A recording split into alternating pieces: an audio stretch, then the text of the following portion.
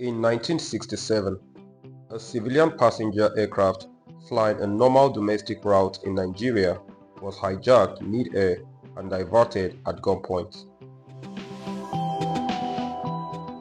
2 years later, 5 tiny civilian propeller planes, originally built for training and recreation, would launch rocket attacks on military airfields, damaging jets and bombers. Both events happened during the Nigerian Civil War. Both were aviation responses to overwhelming pressure, and both reveal how deeply the war transformed the skies over Nigeria. Welcome back to Flipside 05.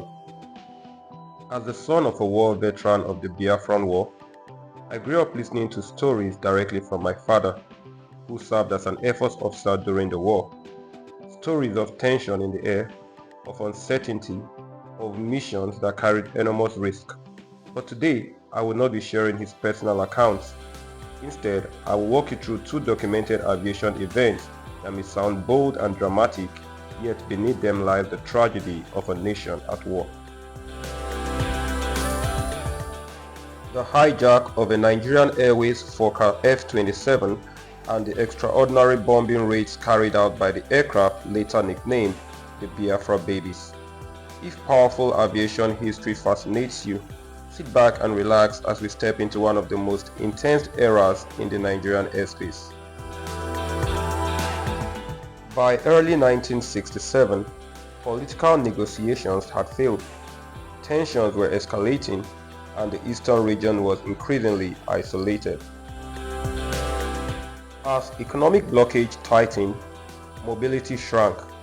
Strategically, one fact became clear: there was no fixed-wing aircraft under Eastern control. In aviation and military doctrine, air mobility equals leverage. Without aircrafts, leadership movement becomes vulnerable, logistics suffer, and strategic communication is restricted. A decision was made. An aircraft had to be acquired. On April 23, 1967, a scheduled domestic flight operated by Nigerian Airways departed Benin City for Lagos. The aircraft was a Fokker F-27 Friendship, a rugged twin-engine turboprop powered by Rolls-Royce Dart engines, widely used for regional routes across Nigeria at that time. Security in 1967 was nothing like today. Cockpit doors were not fortified, passenger screening was basic. Mid-flight, operatives revealed a firearm and forced their way into the cockpit. The pilots were ordered to change course immediately. The new destination, Enugu. Passengers were threatened but not harmed. The objective was diversion, not destruction. The aircraft banked eastward.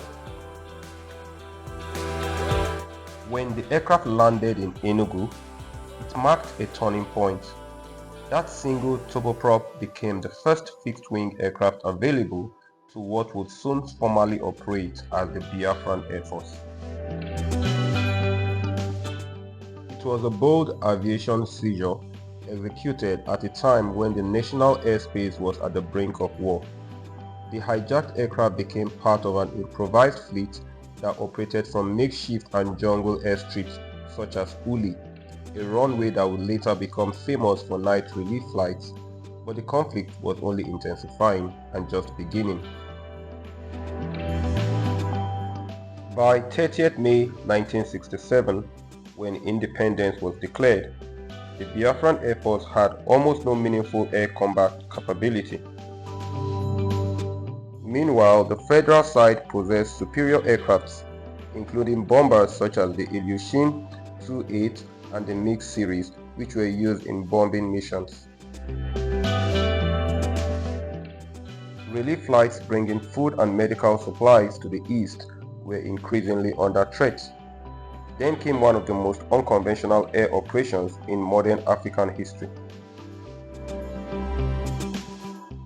A Swedish relief pilot, outraged by the humanitarian crisis, and air attacks on relief operations, devised a plan.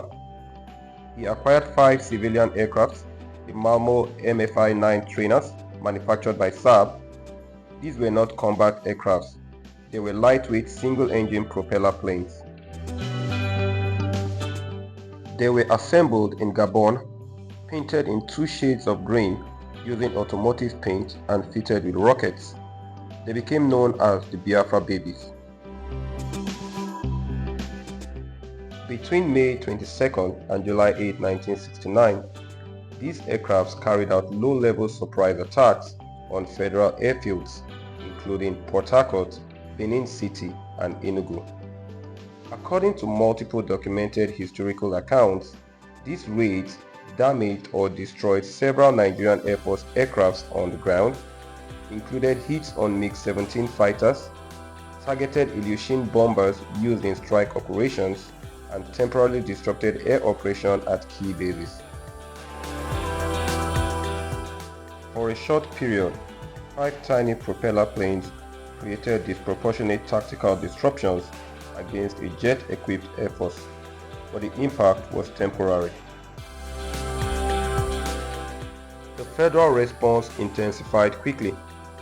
Airfields were placed under heavier guard, dispersal tactics for aircraft improved, patrols increased, intelligence efforts focused on locating forward operating strips such as Uli. Towards the end of the war, spare parts and fuel for the babies became scarce. Foreign volunteer pilots departed. Air superiority was overwhelming. Federal airstrikes and ground advances gradually neutralized the remaining parts of the Biafran babies. By January 1970, organized Biafran air operations had effectively ceased. The final flights were conducted under overwhelming pressure. Soon after that, the war ended. When the conflict finally came to an end in January 1970, the guns fell silent and the skies cleared. The war had reshaped Nigeria politically, socially, and militarily. It left scars but also marked the beginning of reconstruction. Airfields once used for combat operations returned to civilian roles. Commercial aviation gradually stabilized. The national airspace once divided by hostility returned to unified control. The post-war years emphasized reconciliation and reintegration. The phrase, "no victor, no vanquished," became a defining principle of the immediate aftermath, signaling a commitment to rebuild rather than deepen divisions. Nigeria moved forward as one sovereign state, till date still trying to realize its full potentials. The stories of the hijacked Fokker F-27 and the Biafra babies remain part of aviation history, reminders of a turbulent chapter when aircraft became instruments of survival and strategy. But the enduring legacy is not the conflict in the sky, it is the peace that followed. This is Solomon. Thank you for watching Flipside 05. If you appreciate deeply researched aviation history told with balance and respect, please like, share and subscribe. Until next time, stay informed, stay thoughtful and keep your eyes on the skies.